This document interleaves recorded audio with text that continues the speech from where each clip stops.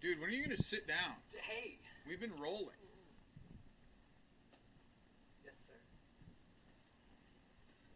I'm canceled for being mean. Bully. And Myles, It's okay. I need some of that. It builds character. don't forget your mic as well. Yeah. If you would prefer a stand, I can give you a stand. You're good? Okay. Yep. All right. I do like it. I guess now is as good a time as any. You also, one of you guys can wear those headphones if you want. Like I said, you don't have to. Okay. No headphones for me. But if okay, well, don't get mad at me if I'm like, hold the mic closer to your mouth. Okay. Do you want it like right here? Yeah, actually, that's great. Right up there. I can hear you great. Myles, not so much. But. Yeah, I got a louder voice. All right, guys. So we have been rolling for a minute, but I guess now is as good a time as any to start the episode. Welcome back to another episode of Art of the Jam. This is episode number 104, and we are here with our guests, Tapeside. The Terrible Twos. We're in the same house. The gaggle is back. Mm-hmm. We're all a bunch of little silly geese in a big gaggle, a two-piece fucking gaggle. It's a good time. Yeah. Floating on our own. I don't know what that means, but anyway, we're here and we're fucking having a good time. I think. But in the obviously introduction of Art of the Jam, I do have a question for you, audience, before we get to that sweet, sweet intro. And the question for today is, what is a price you've paid or something you've lost in the pursuit of being or finding yourself? I will repeat, what is a price you've paid or something you've lost in the pursuit of being or finding yourself? That being said, cue the intro.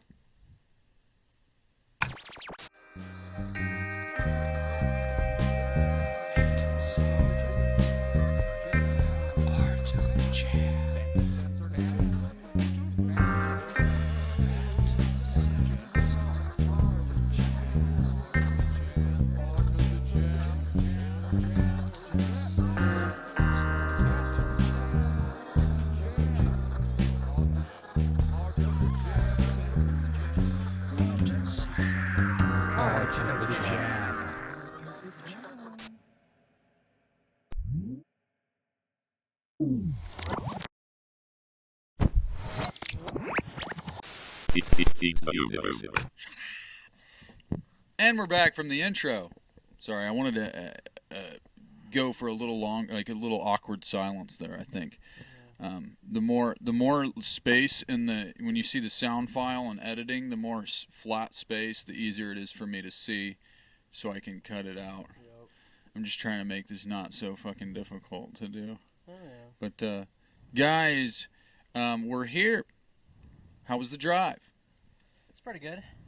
It was a lot shorter than what I thought. How long do you think it was? About like 2.5 hours, 3.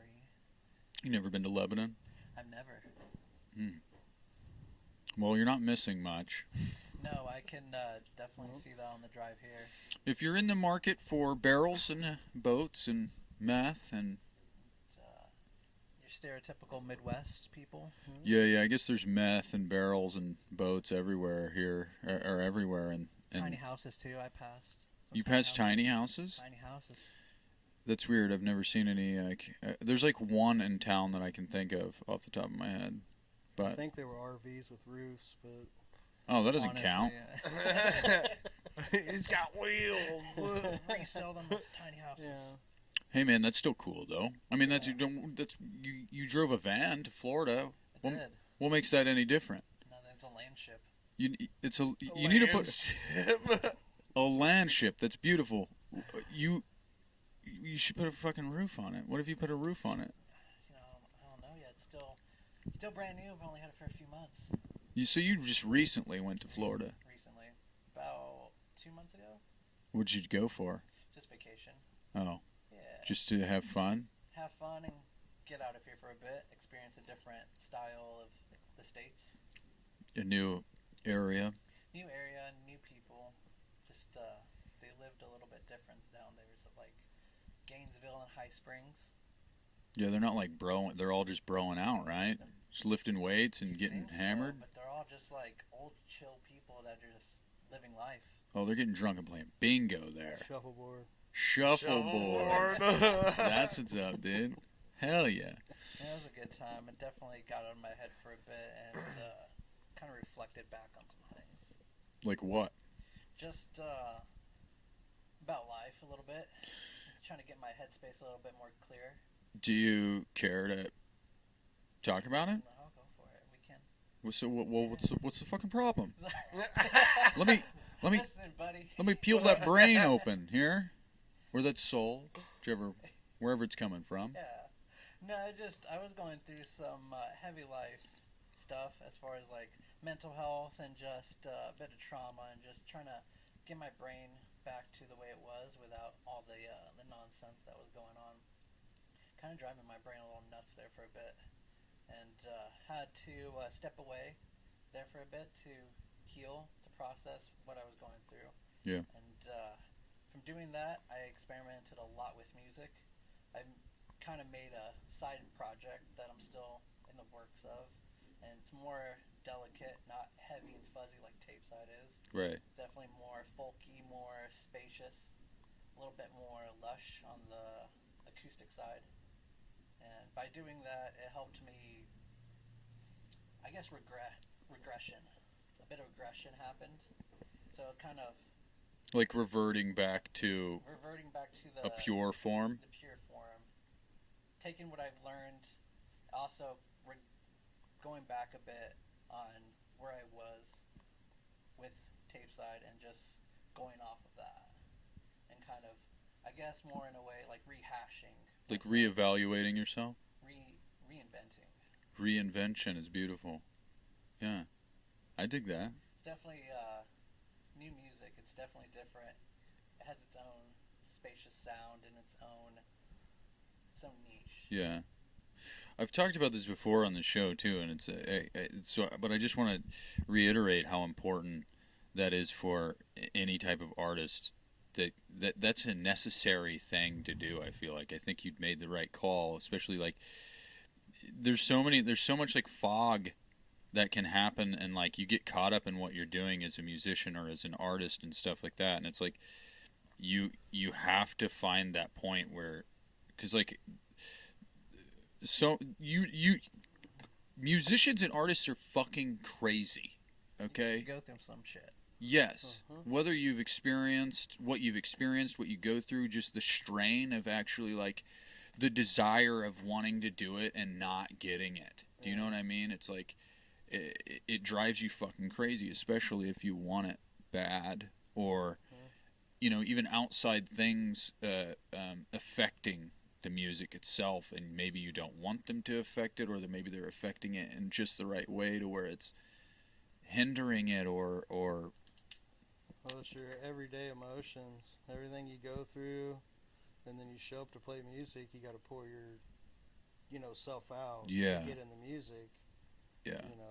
You have a bad couple months, you ain't got nothing to give. Right. Like, do you ever have that? Like, I forgot who said it. It was Jack Black, right? He said the hardest part about being a musician is pretending that you're into it. And it's like, because sometimes you gotta, it sucks to because you think when you see a band or a musician, you're like, they're having a great time, but secretly at some shows and at some points, they're just human beings, and they're up there and it's a nightmare for them. It's a job at that point. Yeah, well, it's like even like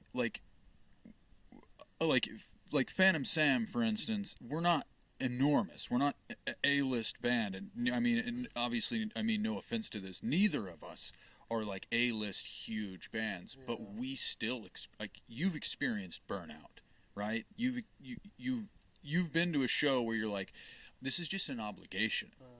You know what I mean? It's like, I don't want to be here right now.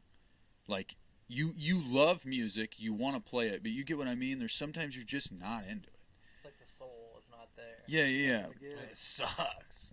It's a nightmare sometimes. So I'm saying it's very necessary for people. I think every artist needs to step back and reevaluate what they're doing and go to Florida and play some shuffleboard. And by doing that, you come out with some cool stuff. I stepped back for a while and had to get myself rearranged up there. And by doing that, I came out with a lot of experimentation and just playing around with what I can do with music, becoming more of a studio musician, finding out what sounds you can get, as well as like kind of not being in the right headspace. That kind of fueled a lot of the, I guess, manic sessions that I've had as far as recording wise.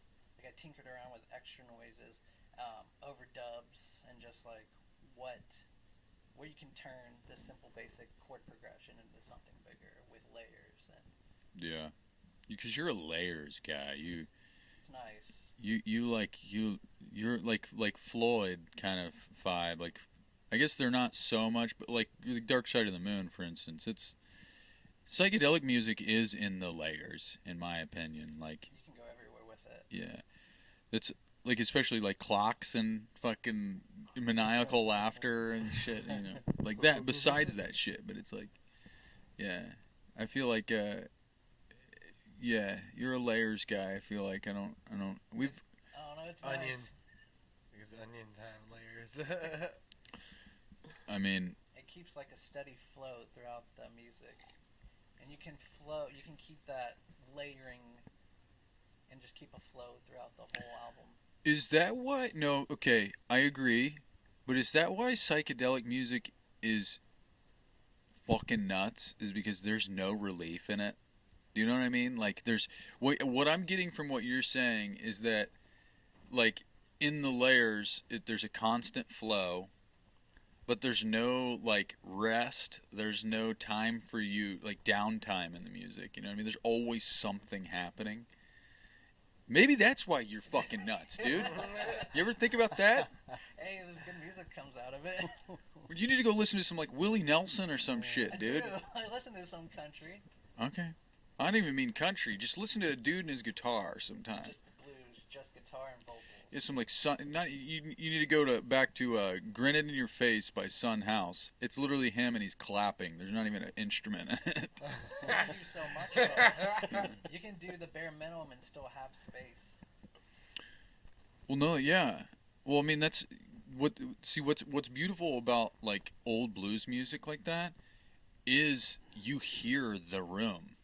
Like that they're in, because not only was and if that's what you mean by space, because that's what I mean by space, is like if you hear a dude playing his guitar and he's like stomping his foot, you hear like the creak of the board, you hear the sound ricocheting off the walls. His guitar moving, his hand and everything. Exactly, and you hear the little squeaks of the, you know, like when your fingers slide across the string, or like. And you just leave it in, and it works Yeah, well. It's beautiful. That's great. It's the rawness that you can do with the space. Yeah, and I think that's honestly the complete opposite of like psychedelic music. I mean, they have like psychedelic blues and shit. Like obviously, like Cream, I guess would be technically classified as psychedelic blues rock, but it's like, I don't know.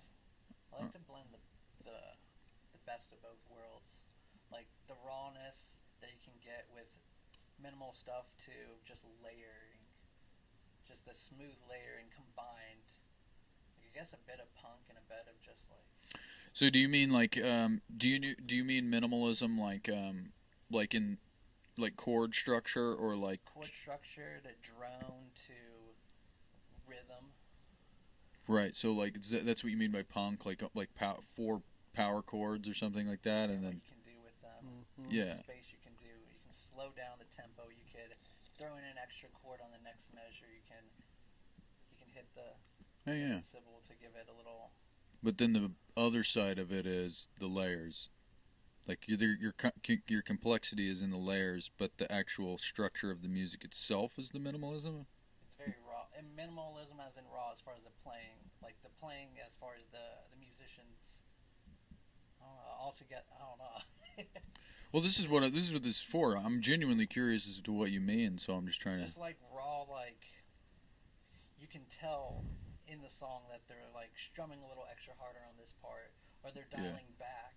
But with having layers like 2 extra guitars or bass and keyboards just keeping something steady in the background, you have just this consistent raw layering of psychedelic noise, but it's flow. You have a nice flow of sounds. Either it's soft and delicate or very raw in your face. There's a flow going through the whole thing. Myles, what is flow to you? Flow would be like that neutral sound, like a 4-chord progression. That's flow to you? Yeah, because you're not doing anything intricate. It's more the noise you're putting out, and you just tap into this, like, I don't know. It's more of a feel thing. You feel it right. more than hear it. Like everybody gets in sync, and nobody's doing anything like spectacular, but you just have this wall of like sound. So like simplicity, flow is like Simplicity not playing with over. space, Sorry, what? with space on top of it. Yeah. Right, but like you're not playing over each other's heads. You're all playing. As a collective. That's flow. Flow to you. I'm trying to. Flow is the connection between players, or Yeah. okay. And then you can take that wherever you want. Yeah. No, I. With like real easy changeovers, you know what I mean? Like with the no stops, you just kind of. And if you're jamming, everyone has that feel. You can feel when things are about to change. So that way you gradually go. I get that totally. Yeah, that's unexplainable. To be honest with you, that's a force that everybody taps in, but you don't know what you're tapping into. Exactly. That's something that. There's something up there above it. No, but the reason I was. No, the reason I ask is just because like, it seems like. Obviously, there's like music theory, and there's an actual musical language, like keys and time signatures and whatnot. But like, from band to band or musician to musician, it's like there's a different language. You know what I mean? So it's like I'm trying to translate what you're saying into my understanding, because somebody could be like, "Oh no, that's too trebly," and then another guy could be like, "Oh, there's too much top on that," and it's like they're the same fucking thing. They're just using 2 different words. Or it's like, "Hey, do that widdly lee thing," and it's like, "Hey, why don't you hit that A sharp to that B sharp to that?" You know, and it's like they're saying the same shit, but you know, it's just it's fun, but flow. Maybe that'll make it into the. You can go really anywhere with it, even just by yourself. You can strum the same note and then add just little things in there and keep it subtle, or you can just strum a little harder and it'll just go somewhere. Yeah, but I think you're talking about, oh my God, there's you're familiar with like, do you ever listen to like world music, like Afrobeat or like Thai beat or like anything like that? Not really. Okay.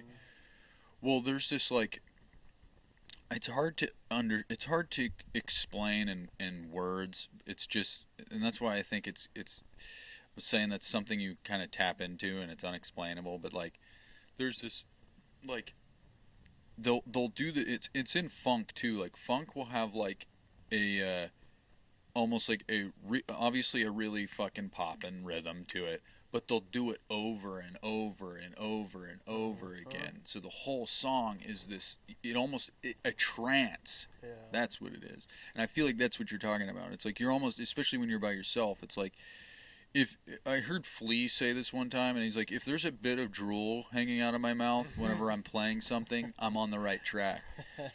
And that's happened plenty of times. Yeah. And I understand what he's talking about, because sometimes you'll play, like you'll be fucking around and you'll play like a certain, just like a little rhythm, but you keep playing it over and over and over and over again. Slightly adding different things, slightly making it variants throughout the time you're playing it. Yeah, but you're entranced by it. You're literally hypnotizing yourself. Yeah. And then you're just like, 7 minutes later. Yeah. Oh, yeah. 7 minutes. The Yeah. thing about being like having a 2 trance hours. like that is like there's a fine line of doing that and then noodling, because noodling you can just go off forever, but keeping that same trance Yeah. can be a bit tough for some people. Right. Yeah, yeah. Well, because it sours. I realize that is like, That's why you start like adding variants, little notes every so often in there to keep it interesting. exactly. Well, this is what I mean is like sometimes if you do sit there and do it over and over and over again, your hand will start to like you'll start to fall out of it. You'll start to lose it. But that's the key. Is like I think I've been realizing this. I was actually thinking about this morning. Is like when you do sit there and you do like you find a cool riff or something and you sit there and you're like fumbling with it and you're doing it for like 20 minutes straight, the same thing, blah blah blah blah blah. I feel like when you start to lose it, that's literally you fighting against the flow. Yeah. Do you know what I mean? So it's like that's your body instinctually being like, you need to change it up. Yeah. Do you know what I mean? Yeah.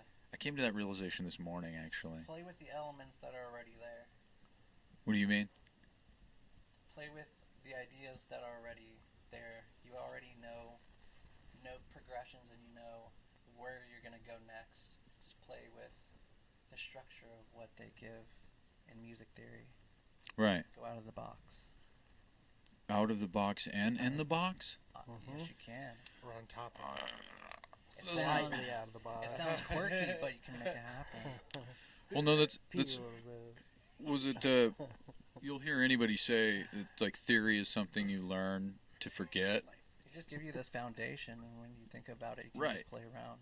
But it's like they say you basically learning the rules so you can break them is pretty much Yes. being in the box and out of the box at the same time. It's like you know what logically makes sense, so you know how to logically make no sense. You know what I mean? Consciously.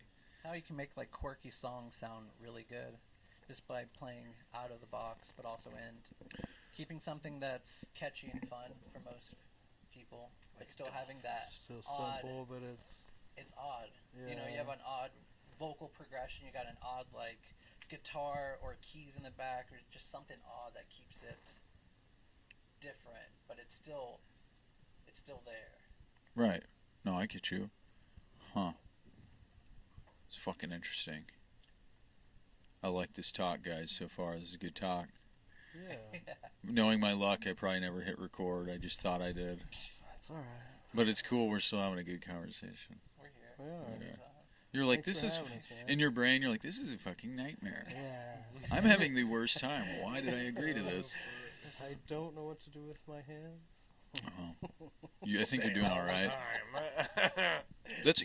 I honestly, I was like, that's kind of. I'm enjoying giving people a mic to hold, because there are a lot of people. Like I had some people that are like, you can tell they're not going Yeah. to say it, but you can tell they're like, What do I do? yeah. Oh shit.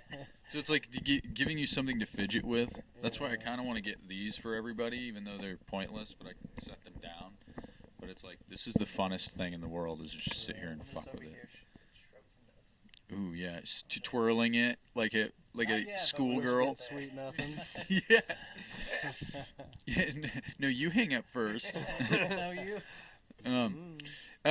What's a price you think you've paid or something you've lost in the pursuit of being yourself? Mental health. Well, we're back to that full Well, circle. I know. A lot of friends. You've lost a lot of friends. Yeah, same. Yeah. Same. Yeah. Now, can I ask why? It's usually bad decisions, and then you hang out with those people, and then you find yourself and change, and you don't have any friends. Yikes! You know what I mean? So you got to find good boyfriends then. Yep. The right ones. Yeah. Yeah. That's a tough thing, because the right ones can also end up being the wrong ones later. That is Yeah. true. For real. So I've had that a lot. Yeah. Anything else other than friends, like a price you've paid or something you've lost in the pursuit of being or finding yourself. Like not so much like friends, but like a occupation, something physical, something, anything like that. Like, do you know what I mean? I guess friends are physical. You can touch them and pick them up and Right. kiss them and stuff. Shake them a little bit. Sorry, I keep mentioning kissing. I'm sorry, Yeah. guys, but we might have to turn this camera off soon. Can't wait. It just blacks out and you just hear make like kissing noises. We'll be back. Longer, it's not gonna. 7 minutes of heaven. That's not long enough. That's the waiting room. 7 minutes. Oh, yeah. Oh my God, you guys sit there. I've heard you guys jam for like 2 hours straight. It's like you can't just kiss me for 2 hours straight. Right? Why That's not? a different type of endurance. Order it up. Yeah. Just kidding. Thought But a beat got awkward after 2 hours. I'll let it be awkward. I don't know.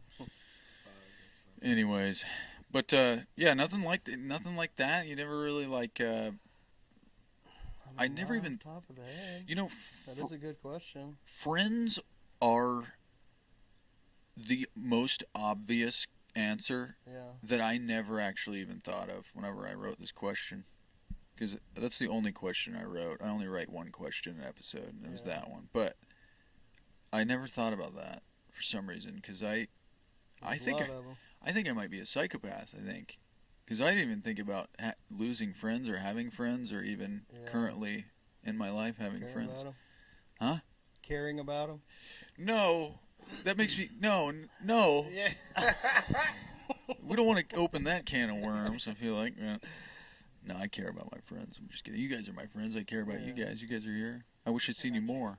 Right? You know, I low-key fanboy, so dude, stop. you guys are so fucking good. Shut up. You guys are amazing. mean it. I've seen you so many times. I don't know what you're talking about. The show is about you. This episode is Yeah, about me you. too. He It's the art of doesn't the want to jam. see. See that? It is the art of the jam. You're right, but I'm at least I am on every episode.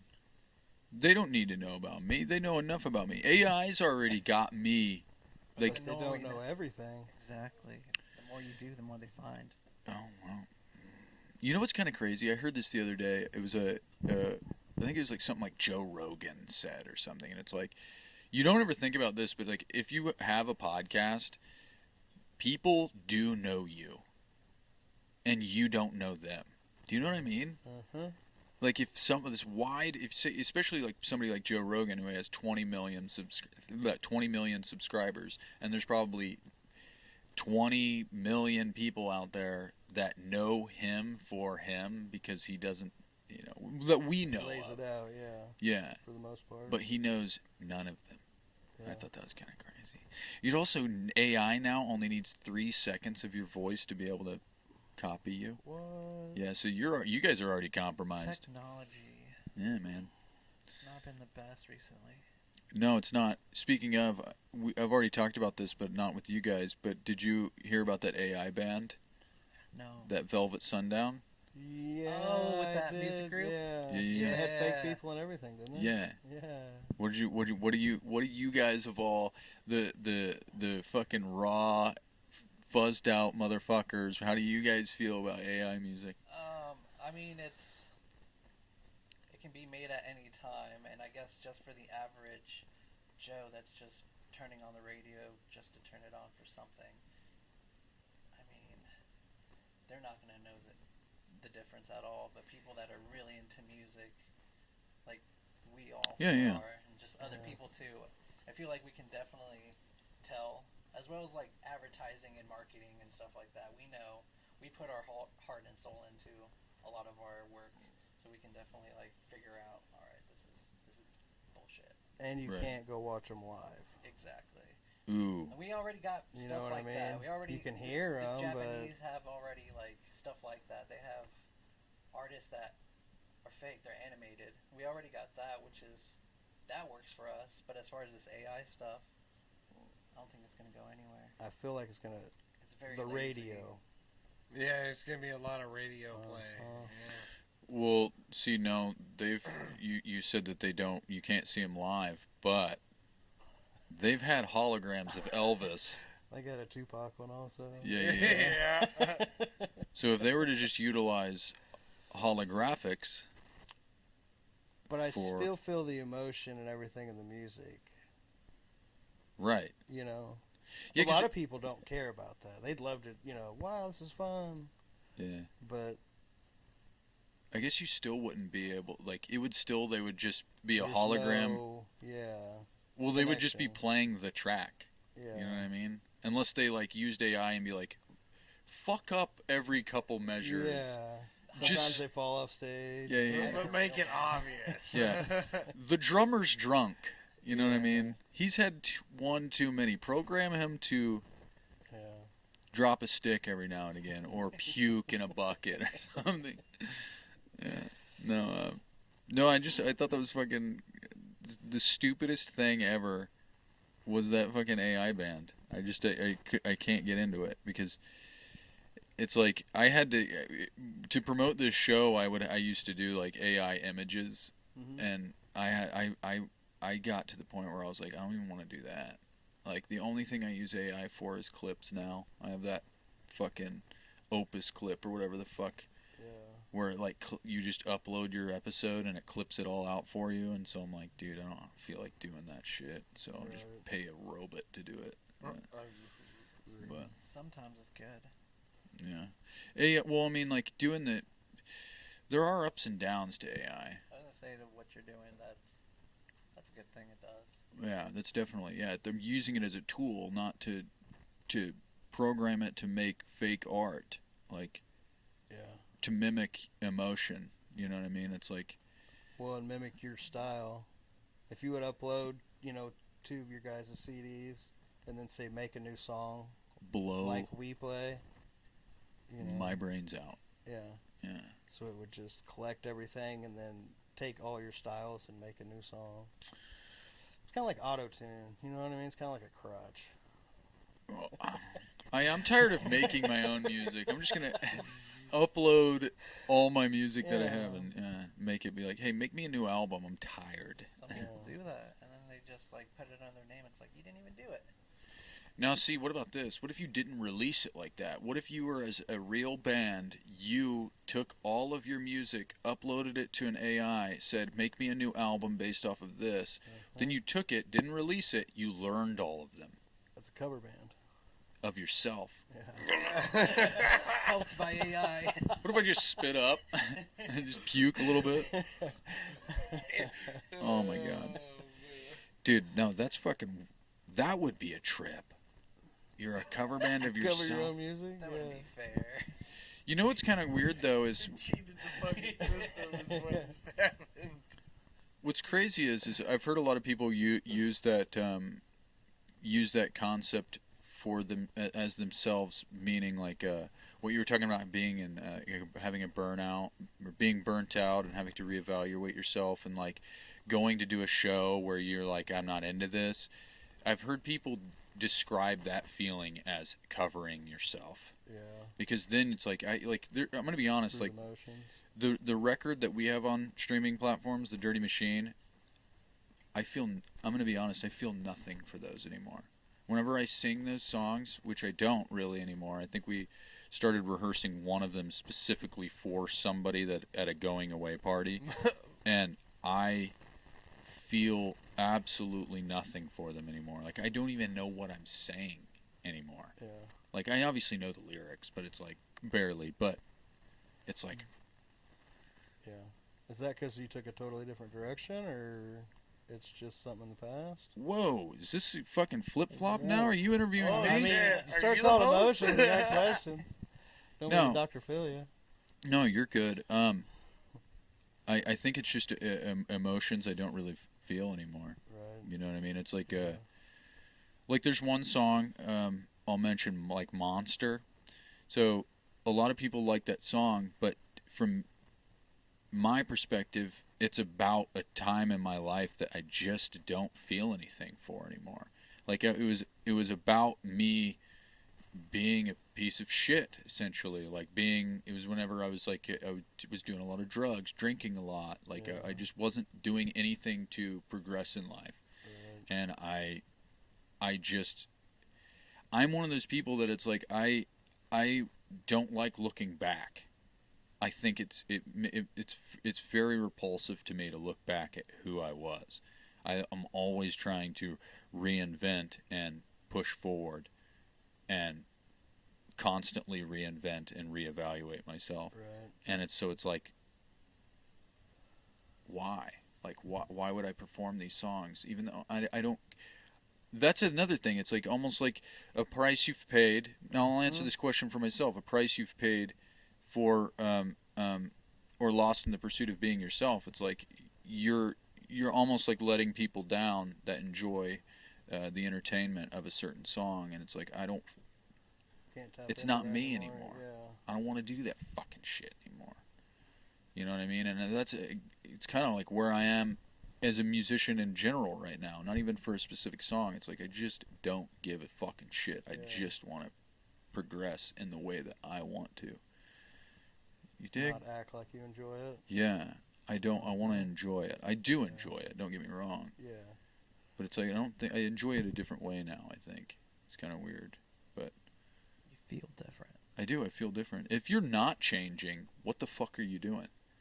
If you're not changing, like, I don't know how it is for you guys, but do you like I feel a certain way one night.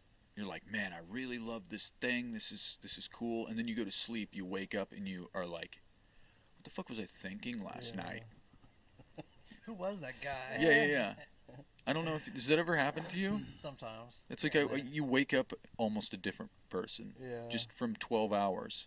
Well, that's a long time to sleep, but About 7. you're a 7-hour sleeper? Maybe a little less. Guess what? I guess that keeps me going. Yeah. No, that's not it. I was going to write that down as a good band name, 7-Hour Sleeper. But 7-Hour Sleeper Cell. There, you got to add something to make it like punny. Yeah. Dude, 7-hour sleeper cell. Guys, I want you to know, if you guys come up with a cool band name on the air right now, you tell me, because these are going to be on another episode with somebody else. It's my way of pushing or paying forward.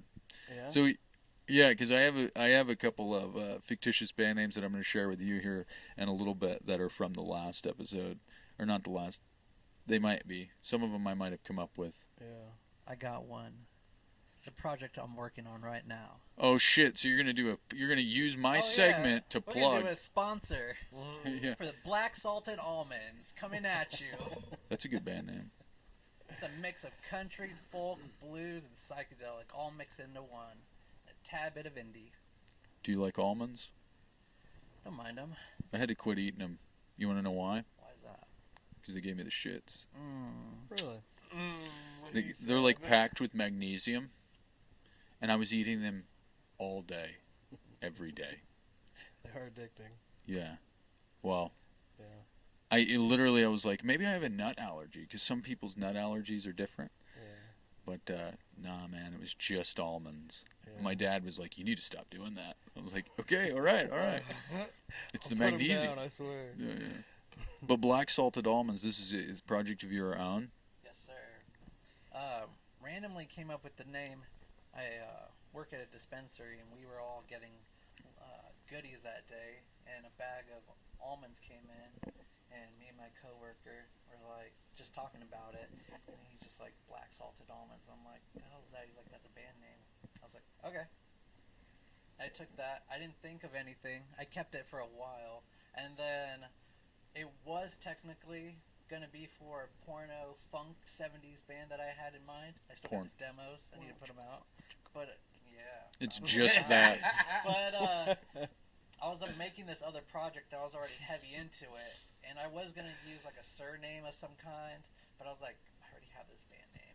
I want to use it, and so before anyone steals it, it's Black Salt and Almonds. No, you say surname. Do you mean that like a surname, like you were knighted by the Queen, like Sir just like Ben some Kingsley? random, like generated name. I don't know. I saw a name from The Warriors. I don't know if you know that movie from back in the Absolute Warriors. Yeah. Come out to play. One of the characters is named Ajax, and I was like, you know what? Like the soap. He's fucking that too. He's fucking badass. I'm gonna use that. Dude, that's a dope name. Black salted almonds, Ajax, black. Yeah. I don't know what I just said. Ajax and the black salted almonds. Hey, that's a good one. I like that. So you're gonna release something soon? A bunch of demos. I'm just gonna release it as a demo album. There's like 12 songs ready to go. Fuck yeah. And everything from, like I said, country blues to just indie folk to a bit of spacious psychedelic in there. There's a favorite of mine called the Cicada Jam, and it's a bit spacey. It's just cicadas. Cicada Jam. Yeah. He's just squeezing them. Mm-hmm. There's a nice little intro that I stole of Tapeside doing an acoustic, and I just like threw it in there as the intro, and you'll hear it. I'll play it for you sometime. I feel like this cover of it, like if you were to release that as a single, the cover would be mashed cicadas in like a jam jar, and you could see like little legs, like jam, cicada jam. Dude, I don't know. I just think of it and then I say it, and it's no, but that's traffic. no, that's pretty dope though. I'm excited I'm excited to hear that. You mean you're gonna play it for me today? You have it? If you got like a speaker, I can put a few songs on. We don't gotta listen to the whole thing. I don't want you to do that, but You're like, it's 24 hours long. I'm just kidding. these 12 songs are a whole day long. No, each song's about a minute to 2 minutes. Cicada Jam's 3 minutes, and there's an extended version because I couldn't make up my mind on just recording that take, and I had to do a take two, and take two 6 minutes. And honestly, for doing a long song, it was a bit of a process, but I enjoyed it. Yeah. It was all free flow. Hell yeah. Well, Myles, you're just involved in Tapeside, right? Yep. You don't have another band? Nope. Your band is your wife and kid, right? Yep. Full-time. Full-time dad. That's a good band name too, kind Yep. of. I feel like you need to add something punny to it though. Part-time dad. Part-time dad. It's Yeah. the only way to play. Oh my god. We are itching to play some shows for Tapeside. Right. Yeah. And, if Yep. Phantom Sam and Tapeside can get together, that'd be rad, and do some things. You fucking soliciting my ass right now. You're trying to fucking. We can pick up a show in the town. Backwoods has a stage now. Dude, fuck yeah. I'll do that. Just order it up. For sure. Yeah. I gotcha. I'll play a show at fucking Backwoods. Yeah, I seen, because I was in Sedalia not last weekend, but the weekend before that. Because I went and hung out with because Brandon Stewart, he got a band now. Yeah. So I went and checked them out. Where'd they play at? And, well, no, they weren't playing. I went to his house, and they were doing a rehearsal. So I Nice. just got to sit in on that and see what's up. But they have I don't know if you remember Anna, his friend Anna. I don't remember her last name. She's on keys. And then Cody Huggart from Inconceivable, he was on drums. And then Matt, I forgot his last name, played bass. He was the Backroad Odyssey bass player, I think. He's a good bass player. Mm-hmm. Yeah, he was very nice, but he was a robot, kind of. I was very, I think he was an AI human being in real life, so he is kind of, I love the guy. I had a good time. He's very nice, but he was just like, I'm like sitting there and I'm like, dude, are you having a good time? And he's like, yes, I'm having a good time. Yes. Grandad. I can't even control Cool, my dude. I emotions used right to now. invite him. He got to see the pre-Tapeside days. Ooh, what's that? How did Tapeside? Okay, let's start here. What the fuck does the name mean? Can I ask that? Yeah, it was on a drunken, stony night because I went to go see some local bands while we still had a scene, and I was taken, and we just came up with the name on the spot. And technically, it wasn't supposed to be like this. Honestly, where the foundation is kind of what I'm going for on the Black Salted Almonds. Because we were supposed to be just a acoustic blues duo, and long story short, he flaked out on two artist gatherings and stuff, and I was like, I'm wanting to do this for like seriously, and I just one man band everything with like 3 or 4 different amps, loops, wah pedals, and I just played a few shows, just one banding all the songs that we mostly play now, and took another year to get band members together and get the songs all sorted out, and yeah, and we're down to a 2-piece now because we were going for a jam band and we made it happen for a while. Old Jason Williams, we would like you back in the band. You're a good soul to us, and you get us, and you're just fantastic. You fucking know it.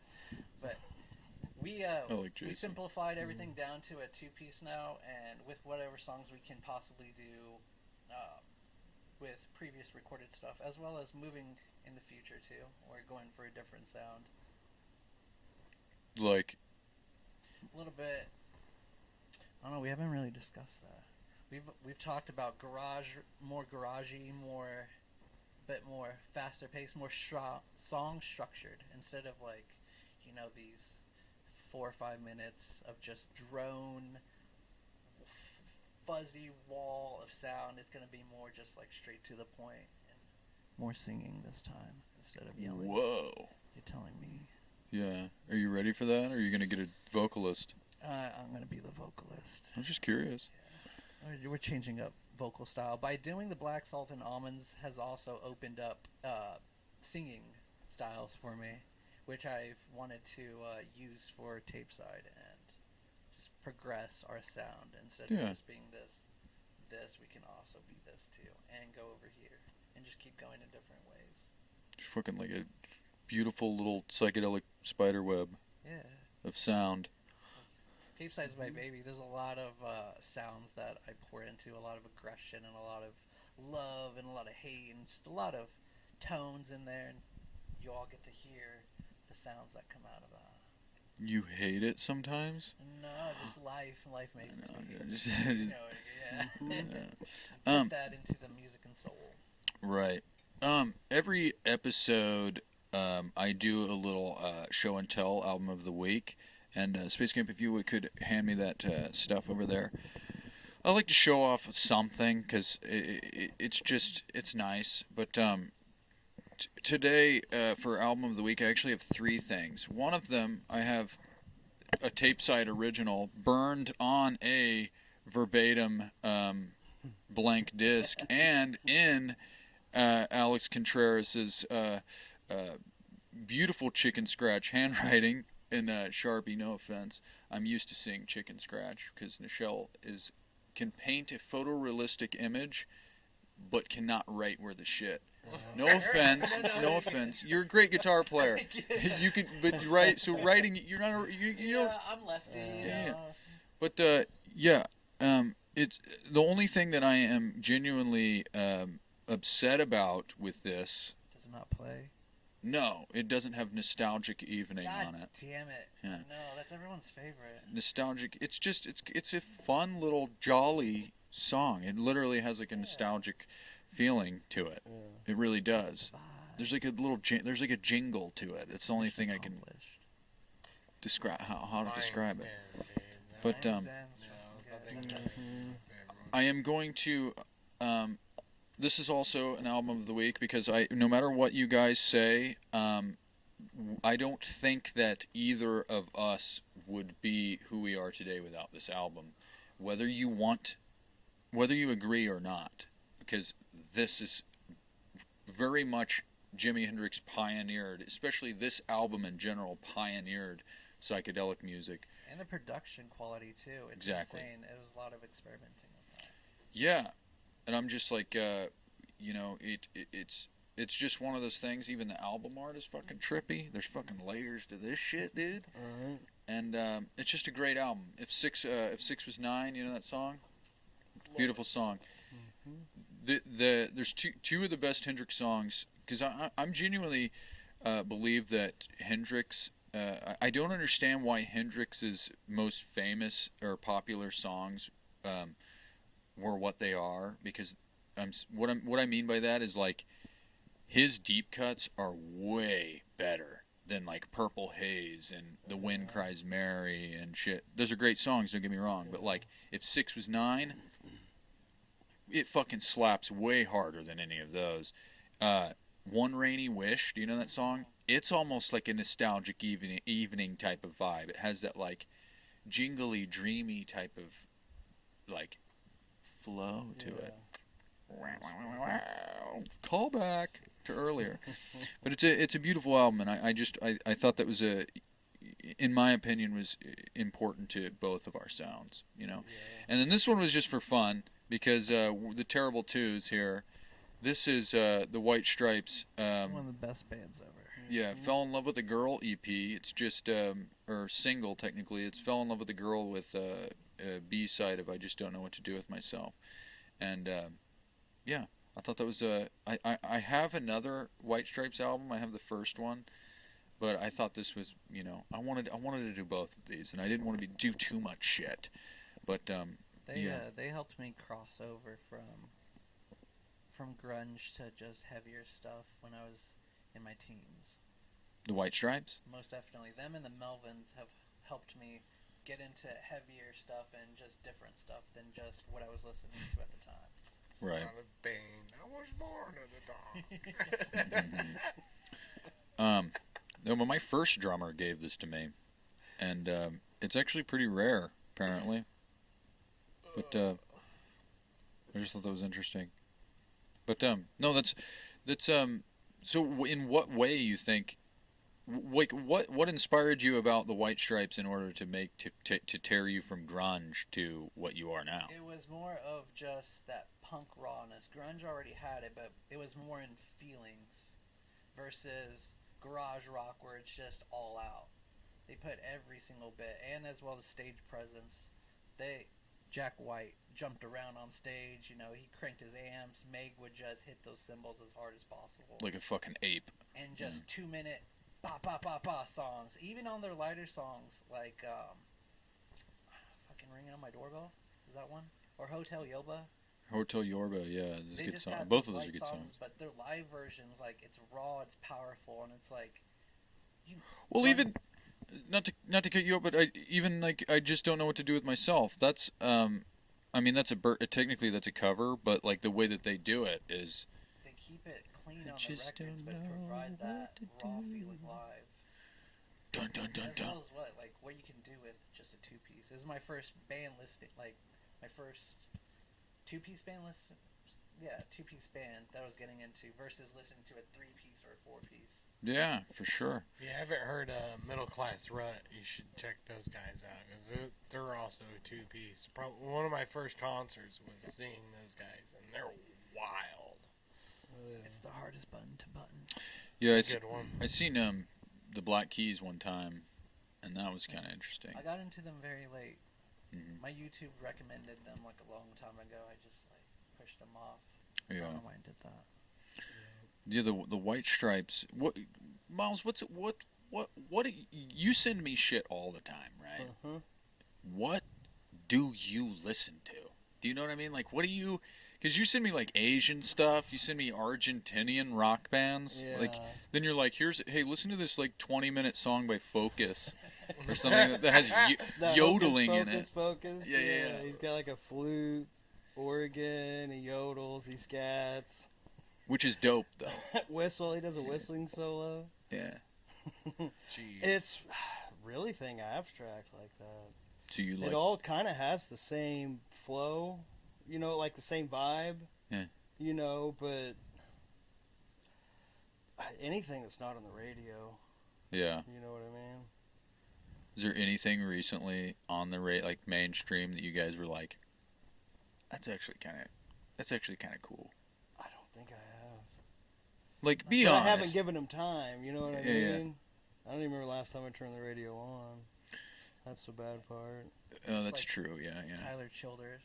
You like him? Yeah. His stuff is on the radio, but I dig his old stuff when he was not sober, because that's the best era of him. Like Purgatory. Whenever he's having a shit time in life, that's. Whenever he didn't get with that Catholic girl. Real wow. emotions. We really need you to be in distress again. Yeah. We need you to be on the cusp of Stick a offing funnel yourself. down his throat. Yeah, here. Like, good stuff out of it, man. I mean, it's true. I mean, not that he should go back to that era of time, but it's like it's true that turmoil and distress and struggle makes That's where it all comes from. good art. Look at Tame Impala. He went on the electric side of things, like electronica, after Currents. So that was his biggest. Like, he broke up with his French girl, whatever, and then he made that album. Oh, wee. Yeah. And ever since Ever since he's he made Currents, he went that route instead of straight Dude. psychedelic rock. yeah. Could you, dude? I always think about that because the best song by Tame Impala is "Elephant" and "Sundown Syndrome." Okay, and they don't sound anything like that anymore. No. Donga donga donga donga donga donga donga donga. Feels like Half an glass. elephant. Yeah, Half glass full of wine. but now it's just like, what's that song? She was holding hands with Trevor. Yeah, Not that. yeah. More poppy stuff. Yeah. Which is, it's cool, but it's not dunga dunga dunga We dunga. were just talking about that. We were just talking about that in the van on the way here. We're like, if you could write inner speaker or stuff like that, like go back to the old days. Mm. Even before inner speaker, I'm like, you had that 70s fuzz going Yeah. on for you. Were you ever into MGMT? MGMT is really good. Same thing though. After Oracular Spectacular and Congratulations, they like disappeared into obscurity. They were still making music, but they went down the rabbit hole too far. They were like perfectly they were like dangling their feet off in the rabbit hole, like from the very beginning, like barefoot, just twinkly little toes, but then they decided like, hey dude, let's just kind of like slink off down this hole. Let's get a little bit more doomy and a little bit more eerie sounding. Yeah, and I don't like that. I like the The party vibe that they had. yeah. They actually, did you know that MGMT started as a joke and then they became famous and they're like, oh shit, what'd we do? There's a video of them on YouTube. It's just them all in white with a basic table with their boombox, Mhm. and they're singing over it at their college, and it's great. It's definitely a history. But that's what I'm saying. They were doing that as a joke, like to entertain their friends and get drunk, and then someone noticed them and they were like, That's a really good song. yeah, and then they were like signed to a record label and they're like, fuck, dude, now we can't, how do we get out of this now? And I think that's a lot of the reason why I feel like, I may be wrong, obviously, I don't know, I'm not a fucking music scientist, but it's like, I feel like that might be the reason why they kind of fell off into obscurity, is because they did it intentionally, like, made not shit music, but like, kind of, They're doing it for them. Yeah, for sure. I heard this. I can't. And I feel like I'm not gonna do this justice, but I seen this quote the other day. You know, like Pythagoras. Fucking what the fuck is his name? He's like a philosopher, dude. I just butchered his name, so everybody light me up in the comments because I don't fucking give a fuck. But he had this quote, and it was like, the art of music is basically, or the art of music is to reveal your divine nature, not to entertain. And I thought that was like, I got the fucking chills and my hair's on end because of that. Like, that made me think a lot. Because I'm in this stage, like, me and Space Camp, we did our, though this is episode 104, we did our 100th episode, I don't know, Tuesday, I think. And just the 100th episode is like a milestone. And it's like I'm trying to like reevaluate everything. And I'm going through this like phase in my, like, much like you, I just didn't go to play shuffleboard with old people in Florida. But I'm just I'm kind of like, those things are striking chords with me, no pun intended. It's like, what am I doing? It's just that's my thought in my head. That's just echoing and I seen that and I was like, what the fuck am I doing? What am I doing? Right. I don't know. What are we gonna do? Yeah. And I asked the question to the audience about like, what you're going to do and how you're going to do it. And I was like, now I ask these questions and I don't even know. Like I said, I ask these questions. I don't know the answers to them until I ask them, and then they ruin my own questions. Ruin me sometimes. Like this one, like the one that we were talking about, like paying the price. It's like I didn't know the answer to that until we were talking about it, and I'm like, holy shit, dude. What the fuck am I doing? What are we doing? What is anybody doing? I don't know. Sorry, I went off a little thing there for a second. I kind of lost my mind, I think. Keep going. No, dude, you're supposed to be doing all the work for me. I'm just here with. Smoke that pot on camera. I will. Incriminate yourself. It is Missouri. Drop that acid. Myles. This is water. Oh, wow. Cannabis. It's good for you. I work in a dispensary. Yeah. It's good for you. 5 years. No, I had a guest. I won't say his name, but I had a guest on, and he smoked weed on camera, and he made me cut it. And I'm Really? like, yeah, This is raw entertainment. yeah. I didn't give a shit. But I mean, there are times where like, cause I don't smoke weed or whatever, which I don't fucking give a shit, obviously. But it's like there's some guests where I have to like tell him not to bring pot because I'm like, I don't know how they're gonna, what their views are, you know what I mean? But there was one guest who smokes weed. I've smoked weed with him for many, many years, and he smoked weed on camera, and then he texted me the next day, and he's like, hey, dude, I have a client that doesn't agree with that. I really need you to cut it. And I was like, luckily it wasn't a very important part, and I just like, it was like obviously it was him like holding, he was even hiding. Like he just kind of like turned and hit it, and I was like, dude, nobody even knows what you're doing. Other than the fact that I think we actually did mention like we were saying something that's like oh, you gotta smoke that weed, that marijuana. Like we were very blunt about it. Anyways, but guys, I think we should do this roll and we should get to the jam portion of the show. What do you think? Yes, sir. Yeah. What people don't know is I just have to really piss, and so that's why I want to have a little piss break, and then we can hop back into this conversation. I've said enough.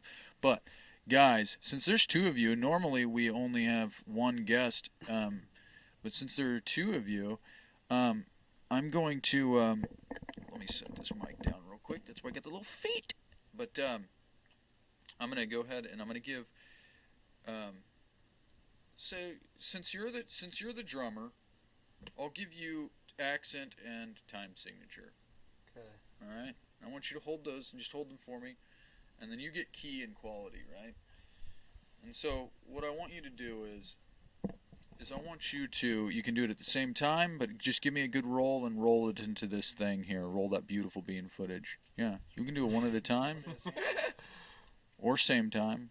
You ready? Yep. Oh, you gotta re-roll that shit. Actually, no, we're not going to. So, ooh, that's interesting. So that's where it fell on. So, the roll for today is the key of A sharp or B flat, however you want to look at life. Major is the quality. We have the time signature of 2/4 with an accent on the 1, 2, 3, or 1, 2, 1, 2, 1. Accent on the 1. Let me repeat. We have the key of A sharp. We have the quality of major. We have the time signature of 2/4 with an accent on the 1. Guys, cue the jam portion of the show. All right. So we are now recording. I will say, welcome to the jam portion of the show. We have made it here. And for those of you who are continuing to watch, we have made it to the delectable sweet purple center of the jam sandwich of this episode. And we are here, and we're here. We're ready to move on. We're ready to we're ready to go on this journey together. We got a little funky thing going over here with the drums, so watch closely because we have no idea how this is going to work. But it's fun. I will put the roll below, and we'll get right into it. So, without further ado, Go for it.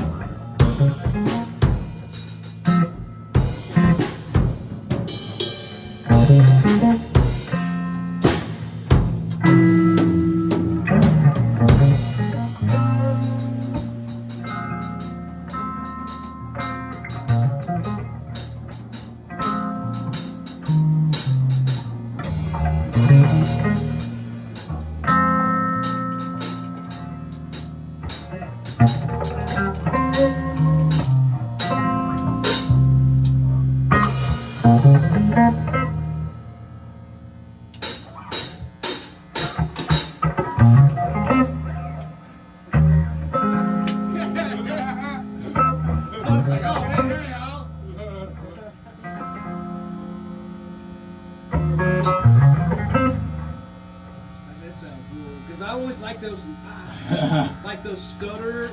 Let's get back to the show. You know, Yeah, that's Park Hills. Oh, that. Oh, shit. Yeah, that one. Oh, Park Hills. You caught me. And you Oh, yeah. didn't say anything. You said something and it made the trip a little weary. Oh, I ruined it for you? Not ruined. It was just like you psyched me out at first. And I was like, and then like, I'm pretty sure all I said was I seen what you did. and I thought you were serious. And I was like, fuck, now he knows. Like, Dude, I don't give a He was shit. asking me how to set up his guitar amp and stuff.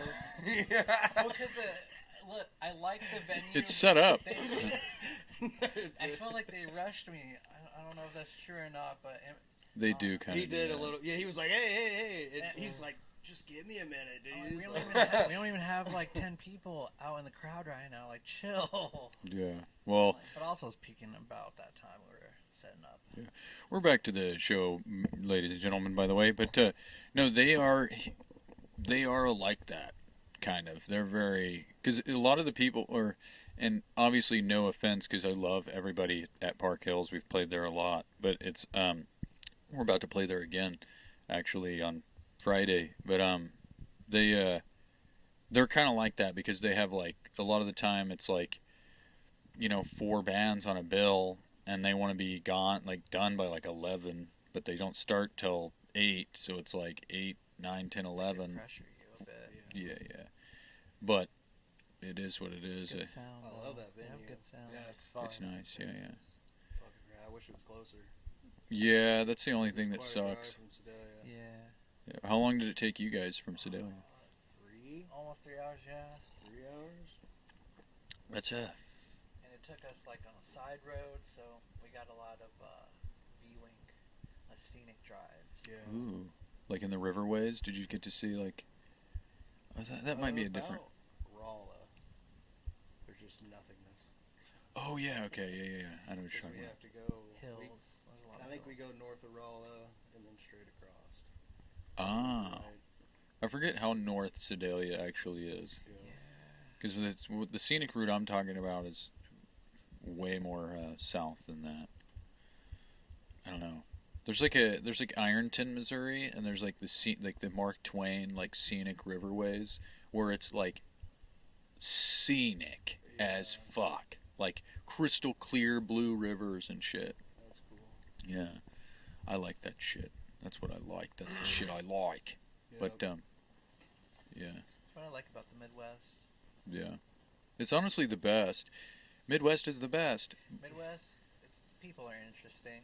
Yeah.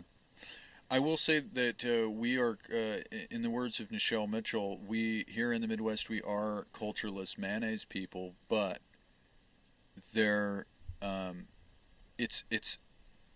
it's so close to everything else. I know that sounds crazy, but it's like, if you're on the East Coast and you want to drive to LA, that's like a week fucking drive. Okay, that might be an exaggeration, but it is quite a bit of drive. But like when you're in the heart of the country, it's like everywhere is like Even. kind of the equal distance, and yeah, More manageable. yeah, for sure. And it's fucking beautiful. It's not like crazy. Like we have mountains, Yeah. but they're not. It's not like Arkansas where you get the big dips and canyons. Well, that's what I like though. I like the stretch of like from southern Missouri to Arkansas because it's like those aren't. They It do. really changes. They're what? That's where it really changes, like the middle to the bottom of Missouri. Yeah, If you go north, it pretty much feels like Iowa. yeah. It's just corn and land. flat. Yeah. Just corn everywhere. Nothing. Yeah, and then Kansas is all. See, or let me finish this real quick. No, like Arkansas is like in the mountains, and so, like we call those mountains, but they're not mountains. You know what I mean? They're not like Appalachia or fucking the Smokies or the Rockies. It's like a perfect mountain. You know what I mean? You could walk up that shit if you really felt like you wanted to put forth some effort, but Yeah. That's why we call them crawdads too. they're what? Crawdads. What do you mean? Because everybody gives a shit about. Because down south they're big and they call them crawfish. Yeah, We have crawfish, but there's tiny. So yeah. Crawdads. Yeah. Ah. We used to try to. Still hurts. Yeah. Have you ever had 8 crawdads? I have not. You haven't had I have crawdads? not. What's the weirdest thing you've eaten? I wouldn't even consider that really weird. I don't think there's really anything weird. I mean, You don't. You've ever been like, man, that's fucking weird that I ate that. no. No. You're like that hit of acid one time at Park Hills. That was kind of weird. That was about a weird time, yeah. Sorry, scratch that. Not acid. Illicit substance. Yes. I don't care. They can't prove anything. Old Lucy. Yeah, Yeah. loosey goosey. Yes. I'm sorry to hear that I ruined that for you. No, it's cool. It was a good time. It's just they were rushing, and I was like, I think I was just peeking, and I looked over at Myles. I'm like, I don't know how to get this. You're the way not I tweaking. need You're to. just peeking, bro. And then he's saying Yeah, over no the idea. overhead. He's like, all right, if you can get the guitar. I'm like, hold the fuck up. I'm like, chill. He was just sitting there I had to like, go outside and pace for a little bit because I was like, fuck. It's not Yeah. even that serious right now. We're just getting together and having fun. Like, come on. Yeah, and I don't think he knew like that you had taken it. No, for No, sure. Yeah. Obviously, like No, I'm not gonna let them know. I don't think he would give a shit, but he would have probably fucked with you more than I did. Oh yeah. Oh, for sure. So it was a good thing that he did. You're rushing me, man. You're rushing me. Because I'm a sober person, and he fucks with me all the time, and I have to question myself often. But I can only imagine. Yeah, dude, that sucks. Because I bust balls all the time, and sometimes I don't have any filter whenever it No, comes to you're cool. like people that are on like. hey, I know what you did. Poke a Yeah, little bit. it was more so like you're having a really good time. I seen what you I did. see you. And honestly, whenever you did do it, I honestly, now that I think back on it, I don't think that I even knew that you did it. I think I was just joking. I was like, I seen what you did. Just like, because I've done that before where I'll just like walk up on somebody and be like, I seen what you did. And they're like, they didn't do anything. It's just to fuck with them. Yeah. But you were actually coincidentally doing something. Because by the time it kicked in, I was No. like questioning what you told me. I was like, fuck, now he knows. And it's starting to kick in. Shit, everyone knows now. Yeah, because it's funny to walk up to somebody and just be like, I know. Yeah. And then they're like, what? It's like, no, I know. And they're just like, they're like sweating. You know what happens if one time you do that and someone like freaks out and tells you some really fucked up shit? Act like you knew. Yeah, dude. Yikes. It's like that man on the street. I forgot who. You're like, dude, that wasn't Yeah. serious, but yeah. It's like you know who Andrew Callahan is? I do not. He's that news, Channel 5 news guy on YouTube. It's just his channel. It's called Channel 5 News. But it's like unbiased news, but he's like a funny dude. But he used to do like man on the street stuff, and he was in like, when he was coming up, he hadn't like established himself. I think this was him. He like asked a dude, and he would just go up to people and be like, tell me about it. And just like, that's what he would say, or something of that nature. And one dude confessed to a murder. And they never caught the dude. And he was like, yeah, I murdered my best friend like 2 days ago. And I'm just kind of running around trying to sort it out. And it's like, what the fuck, dude? How do you back just to you. nonchalantly say that? It's like that. It's like, you're like, I know what you did. Yeah. And then they're like, You oh, put them on the shit. spot. They're like, I gotta say it now. He Yeah, yeah. knows. No, how was the rest of the night? It was a good time. My first time playing on said substance. Really? Yeah, I've dabbled with it when practicing and just like tinkering around at home. Like me and him we've jammed a few times while I was on it and getting a grip of it because it's a different experience. It's very, if you know your tools in front of you, you can make anything happen. And it just gave me more creative space, especially live. Those lights kind of helped me just forget everyone. Even sometimes I forgot Myles was on stage and I was just home. hone more in to the sound, like especially like one of our songs, Lion's Den, one of the openers. I was like, oh shit, like I'm just constantly listening to the feedback of my guitar, and it just like that helped me get more dialed in on stage. And it, I don't know, whatever Carlos Santana felt, I felt a third of that. Right.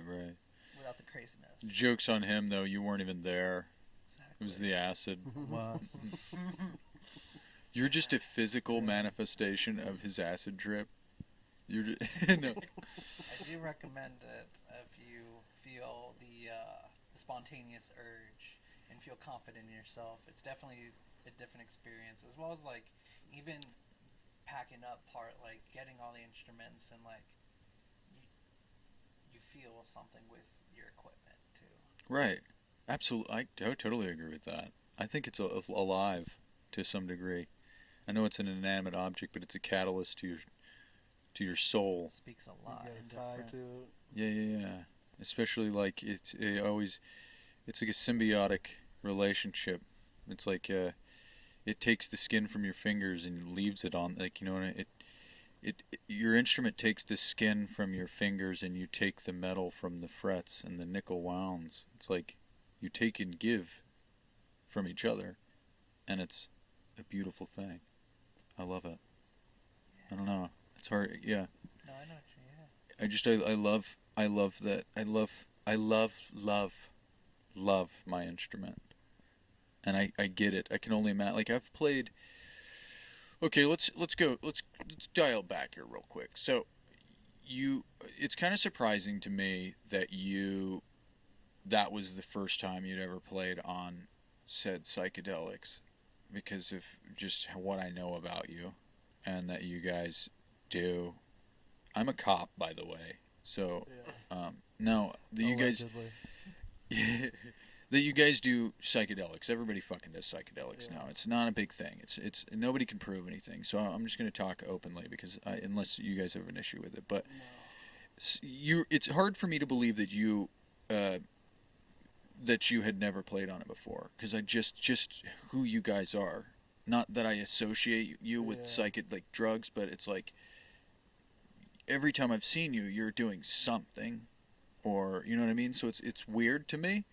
What is there any other thing you've experimented with just at like rehearsals or anything? Like, have you ever done like we played on mushrooms one time, and I have that on video, and that's old, but it's like every time I watch it, I get goosebumps. Not because it's good, but because I almost like we encapsulated that in the video footage. Does that make sense? Yeah. And in the audio. But I'm saying, like, have you guys ever like experimented with other things other than just? I don't condone it, though. It was fun. It'd be fun again. We did whippets a few times. Interesting. Dude, yeah. Everybody fill up a balloon and then just take it at once, and and then hold just your start breath, playing. And it sounds different. You get a good 30 seconds of just Craziness. and feel goodness. And for you Dude, but you tap into something different.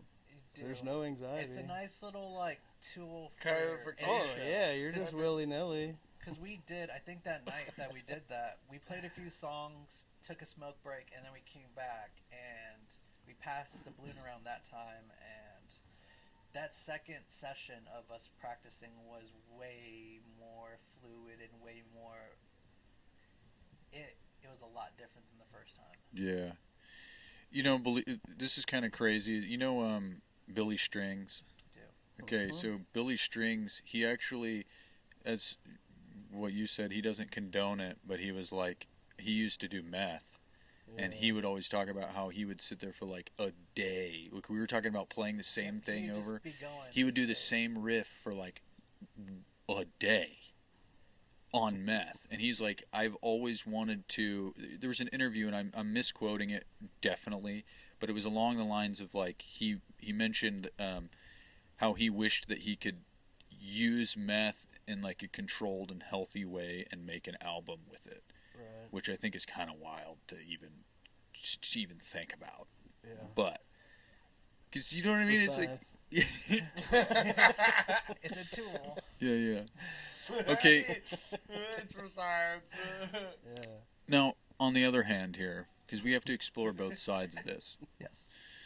When we both were basically, I mentioned the White Stripes, and you were talking about your love for the White Stripes. Well, Jack White is notorious for saying that using drugs while making music is cheating.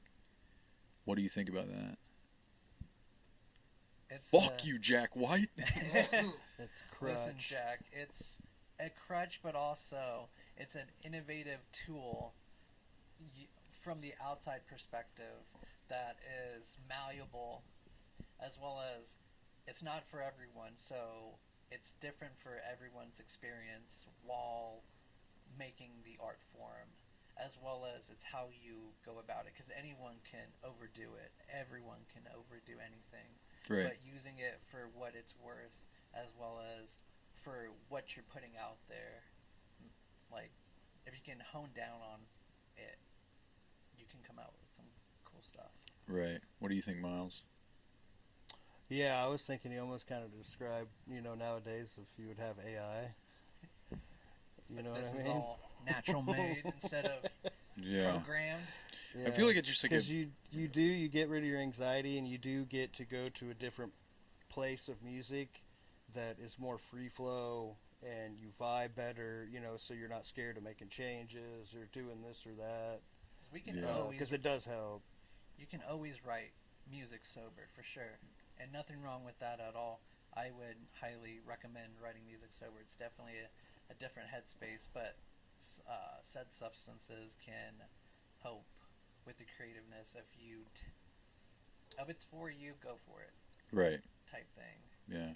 Just I almost view it as like an effects pedal for your mind. Yeah. It's like a little stomp box, little brain stomp box, existential pedal, which is a good band name. You're Something stuck, like that. like you're stuck on this song that you've been stuck on for a good while, and you know where it needs to go. Sometimes a hit that day can take your mind to alternate places, and then you come back. You don't have to write it while you're tripping or whatever. You can, while you're coming down, or the next day, come back to it and have a different mind frame of how you were going to Right. do it. Right, even if like you're in a rut, and every Yeah. time you try to write something new, it all sounds the same. It kind of breaks you out of that box a little bit. Oh, for sure. That's how we get out of the box. Yeah. You get out of the box to get in the box. We peek out of the box. In and out, dude. This is all in and out of the box. Flow. Fucking simultaneous in and out. They're gonna hear it. Title. Anyways, oh my gosh, I forgot what I was gonna say now, but drugs, man. Drugs are tight. That's why we write psychedelic music. Yeah. No, because Jack White, he like denounced like the Magical Mystery Tour and shit, and it's like, it's the Beatles. You know what I mean? It's like you, whether you like the Beatles or not, you can't deny the fact that they like defined, and they did so much for music, whether you like them or not. It's just like we were talking about when I was talking about Jimi Hendrix and the Axis Bold as Love. It's like no matter what we do, there's something from that album and from that man that made us who we are, whether it's minuscule or not. It's like the Beatles forged music to some degree, and it's like to be like, well, they cheated because they used pot and acid and shit. It's like, I think it's just another tool. I think it's like what you were talking about. I think it's just like an effects pedal or a stomp box or something like that. It's just another little thing that you can. Because you can get the same thing sober too. You can do meditation. You can do just like, like healthy things to get your mind more mellowed out. But this is its own space. Yeah. May I ask what the strongest experience you've ever had? Not even with music. What's the strongest experience you've had with a mind-altering substance? Can I ask that? You go first. Probably Dimitri. What? The fuck is that? DMT. Oh. Yeah. Oh, the Deemsters. Yeah, Deemsters. Yeah, you're churching it up, man. Yeah. Dimitri. That makes He's sense. done some cool Yeah. things. Now, I've done that myself, too, Yeah. a couple of times, but... We used to do it before we'd play, too, like the Whippets. I'm bringing around again. I love you, man, but I want to see what you saw. Yeah. Did you see something crazy? Ronald McDonald. Of course he did. I fucking That love was, that guy. We're trying to come to terms with that, if that was like his soul buddy. Oh, like hanging out his... with him. Yeah, almost like, what do you call that, a psychopomp? Yeah. Yeah, well, that's like a spirit guide, like a crow. Yeah. But, like, DMT is pretty much the spirit molecule that you see death, essentially. Yeah. So that could be... Dude, that's kind of a wild concept, is like, what if Ronald McDonald's this motherfucker's psychopomp? And he's like, hey, man, you're not dead yet, but we can chill for a minute. You can see me, I can see Got a you. cigarette. Yeah. He's like, oh, shit, he's here already. You're early. You can see me. Would you like a cheeseburger? Yeah. Oh, my God. No, but, I mean, that's what he's seen was Ronald McDonald. Yeah. And none of us saw anything else. I saw colors because we had our trippy lights going, and so like I followed them. Myles was in his own zone, and he was the only one seeing Yeah. it. No, you guys, obviously, you smoked it, right? Or Yes. freebased it, or however they Yep. do it now. Bong. Yeah, a bong. See, Damn. You cough your ass off, didn't you? It was the nice. way we did it was we would, and I don't know how you guys would do it, but we would load a bowl of weed, and then we would use like a little scoop so we didn't touch the substance with our hands, and you'd put it over the weed, and then you would not touch it with the lighter, but you would heat it up so it would go into the bowl of Just weed. melt. Yeah. Yep. It's If I had a lot of it, I would just do it by itself. But to minimize the serving size, I'd mix it with weed. serving size. Over a billion served. That's a McDonald's slogan. Right. Yeah. Sorry, I had to make some sort of connection. I'm really. What do you think about that? No, but Come here, Hamburglar. did you like fully blast off? Like, you know what I mean? No, because we only just took one hit. You know what You I didn't mean? You wanna didn't take consecutives. You just take one decent hit, Didn't get too crazy with it. but you feel it. Were you scared? No. You No, didn't feel that? The energy that we already had in the room was already established, so Yeah. it was very safe for us. So, I get what you mean, but how did you make the energy safe? You know what I mean? Mood lights. We off- turned all the lights off. Had lights going. We Okay. jammed before. Oh, hell yeah. So anytime we left the room and came back, we just felt that natural energy. That Like you left it there. You packed that fucking room full of vibe. we try to do that every time. It That was way full. we can come back and it's always there. for It's us. just like, Yeah. there's like a force field of Get jello. like a second wind of sorts. Yeah. I dig that. That's cool, man. That's like, you know, it is kind of interesting. Do you ever like you can go to any room in your house and you're like, oh, well, there's my kitchen, there's my living room, there's my bedroom, but then you go to where you rehearse and it feels different in there. Do you get that? Every time I hang out in here a lot of my time, and there's just like, and it was at my other house before I moved here as well. It was like my rehearsal space. It was like there was something. It's almost like a ball of energy is just sitting there. An orb is just pulsating in the room. Yeah. Do you get that? I feel that, but I call it like dust. Like you leave a little dust trail of you. That way you're still there. What are you, a fairy? I'm just kidding. He just starts fucking No. flapping his. Like, no, that's the There's a little bit of scopolamine. me. What are you, The Rock? No, but it's kind of like that. I'm just Stuff fucking. like I'm just tooth busting your hole. balls. You just leave a little bit of your energy left behind in Yeah. places. And with people See, too. do you believe objects can carry energy? Oh, absolutely. You know It's what I mean? So, like, if you get all your stuff together, it forms, like a collective energy. Yeah. That would make that place. Yeah. Oh, you mean like the room itself collects the energy? Yes. And then because of these set things. Yeah, and like when you say you pack up your gear to go to a show, you're kind of like loading up that energy into your van and taking it with you. Because when you come back, it always feels sad in the room when it's all empty. Absolutely, I get that. Yeah. Well, it's what I was talking about, like how you were talking about like the life of your instrument and how there's that like relationship and stuff like that. It's like I feel like it's definitely stored in there. Mm-hmm. You know what I mean? And it's like, but it takes you can look at this both ways, and I think it actually works vice versa simultaneously. But like your guitar, there's a reason it looks like a fucking key. You ever look at that, realize that? A guitar looks like a key. It has teeth, it has tuning pegs, right? And it opens you, and you open it, and you allow each other to do your thing, and you aren't you can't work one without the other. Have you ever heard somebody play your instrument? And it doesn't sound the same at all. It's like, what the fuck are you doing? Like, I get it. Like, I hear the tones are there, or not the tone, but the noises are there.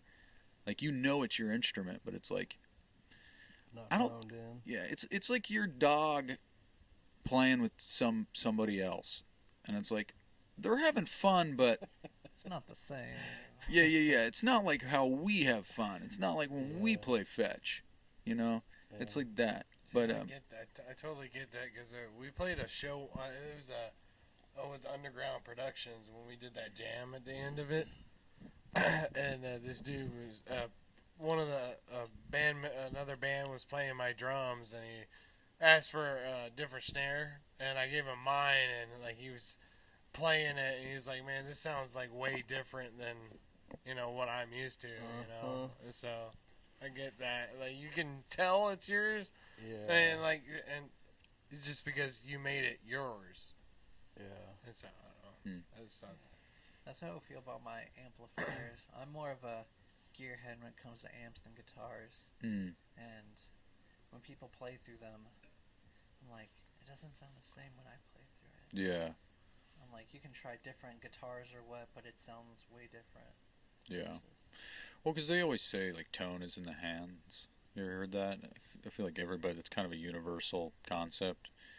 And so I feel like that has to do with it, too. Like, it's your instrument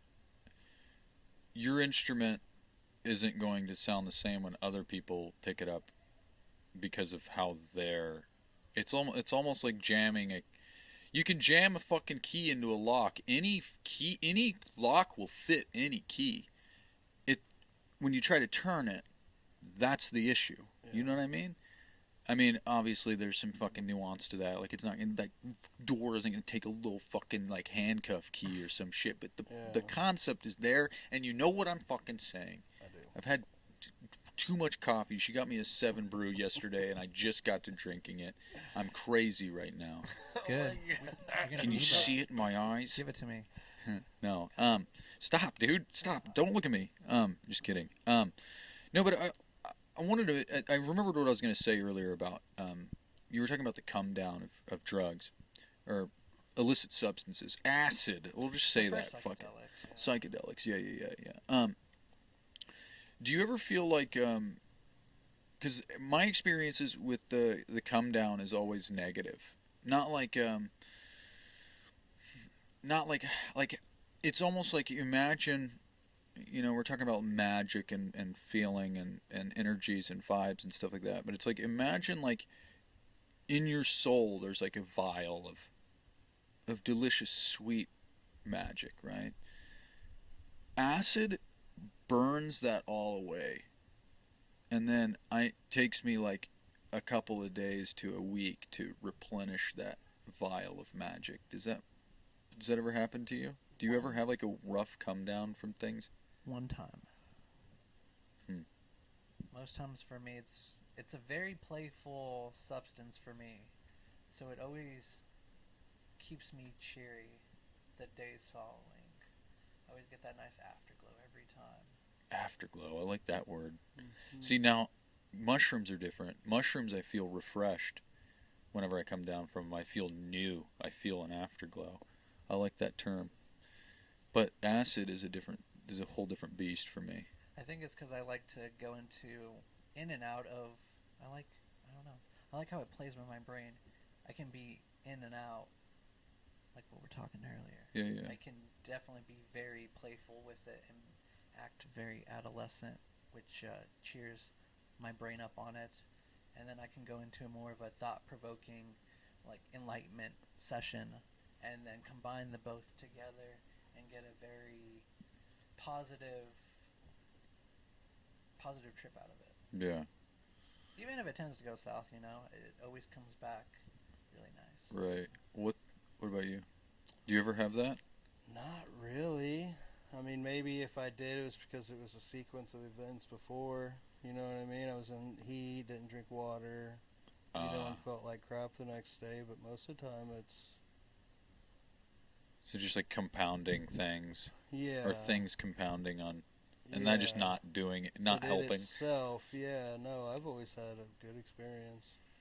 Well, I mean, But like environment does a lot too. Yeah. When you take it. Well, like I have like a too good of a time. I think that's what it is. It's like you spend all your. It's like every time I've done it, I've had such a good time that I'm like, I've had a week's worth of good time that I don't need to have a good time anymore. I just need to just lay on the couch and just be a noodle. Yeah. And just be like, my life. What is it to be alive?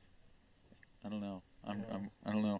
I don't know. Nobody knows. Nobody knows. How many fucking licks does it take to get to the Tootsie Roll center of a Tootsie Pop? 3, I think. 3. If you're my dad, yeah. I say that way too much. Yeah. But every time I ask that question, I have to mention my dad, because my dad was, and I'll say it again, I've said it so many times, but I'm going to say it again because you guys don't know, but my dad used to go to the bank, and you remember when the bank used to give you suckers? Mm-hmm. My dad would literally open it up and just, and it was a stick, and you just heard him just like, and it's like, okay. Awesome, Daddy-o. That was supposed to be a sucker for me. Yeah. I'm the one in the car seat. Yeah. Even mystery flavor. Yeah. I'm the one in the car seat, and I'm actually 32 years old. In a car seat.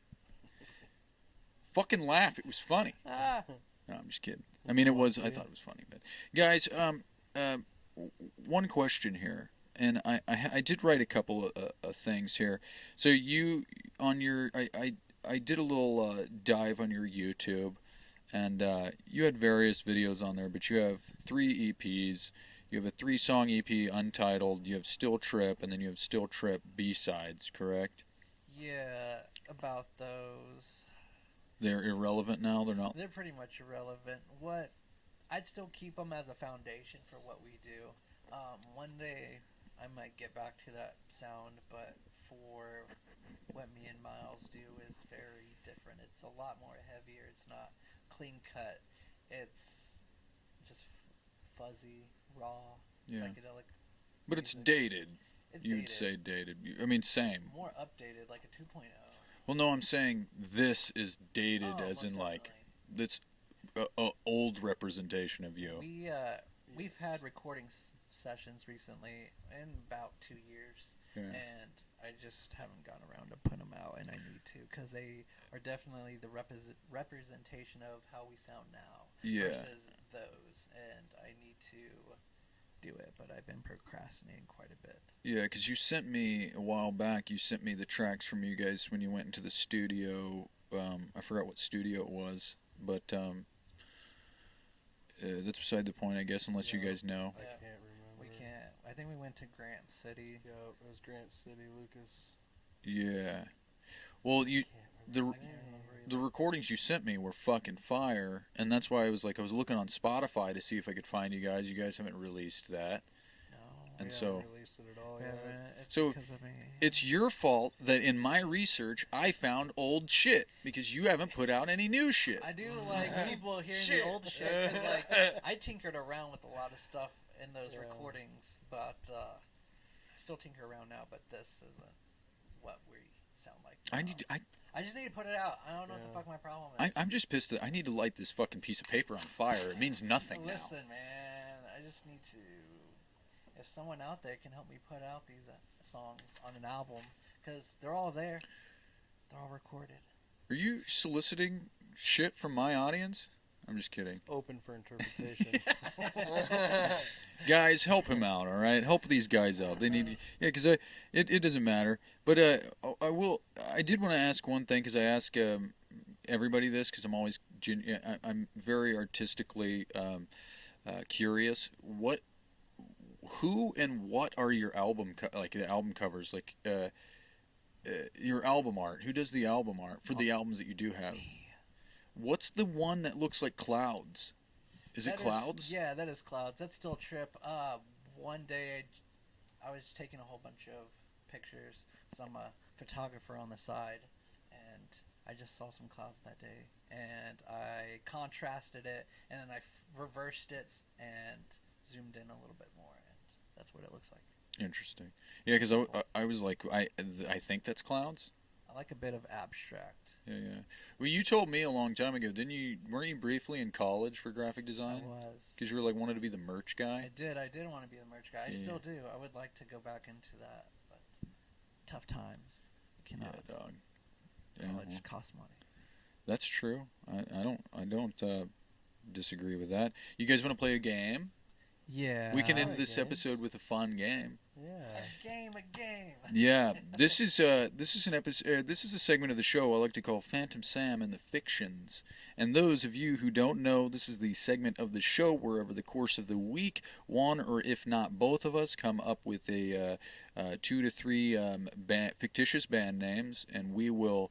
I'm going to tell you guys one, and we're going to discuss what genre of music you think that this band would play. We're judging a book by its cover, essentially. So I'm going to give you the name of the band, and we're going to discuss what type of genre you think it would be, what real-life band they would open for, an album title, a song title, a festival, anything and everything. You don't have. I have to preface that you don't have to answer all of those things for one band. It's just exploring what they were based off of just what they're called, off the name. So, if you guys are cool. Ready? Yes. Fictitious band name number 1. Portuguese Street Corner. Oh, before you get into that, I'll let you think about it for a minute. 2 of these are mildly, seemingly racist. Anyways, Portuguese Street Corner. I'm getting... Like a reggae Sublime. I was gonna go more like... Dude, Sublime is... Yeah, but I mean like more of like a traditional reggae. Like an upbeat jazz band, but they're all like interracial. Ska jazz? Is that a thing? I'm trying to morph both of your answers into one. We have to make it this is the other thing. We have to eventually agree. So we have to continue to talk about this until we... So, if you're saying Sublime... Ska jazz. With more traditional reggae. Yeah. Oh, you said... Not so much punk. There's some like percussion in there, like the bongos and all those. Like. Is there brass involved? I mean, if you have jazz... brass, but it's more reggae oriented. Okay, yeah, because that's what it is. Reggae. The difference between reggae and ska is it's sped up, double time, and add brass. That's what ska is to reggae, I feel like. The drummer is definitely doing the old style dub, but with a bit of jazz influence. Okay, now I feel like an idiot. What's dub? What do you mean? Like 70s, 80s dub. 70s dub, where it's just... It's almost kind of like a reggae house music. Oh, like it's a genre. Yeah. Oh. There's like... Pretty much it's the same rhythmic beat in the background, rather slowed down, and they'll throw like echoing on top of it, and there's someone that changes every so often, like different hosts and singers. They'll just get up there, sing a few, and then they'll switch up the tempo a bit, switch up the variation, and it's this constant, pretty much club music, but very reggae, slow down. Dub, D-U-B? Yep. Yeah. Okay. 8-minute tracks of them, and it's just chill music. I'm gonna have to check that out, but that's from like the 70s? Yeah. All right. I appreciate you can that. find a lot of like Yeah. documentaries of like they'll literally just grab as many speakers as possible and put them together and put this like low-fi concert on with all these mixed mass speakers like Yeah. performing for whoever. Huh. That's interesting. Pretty wild. So this is some kind of traditional reggae mixed with some jazz. What do you think? Less lyrics. And what? Less lyrics. Less lyrics. Okay. What real life band do you think that they would open for? Devlin Lamar. Delvon Lamar organ trio? Yeah, Dude! yeah. Dude!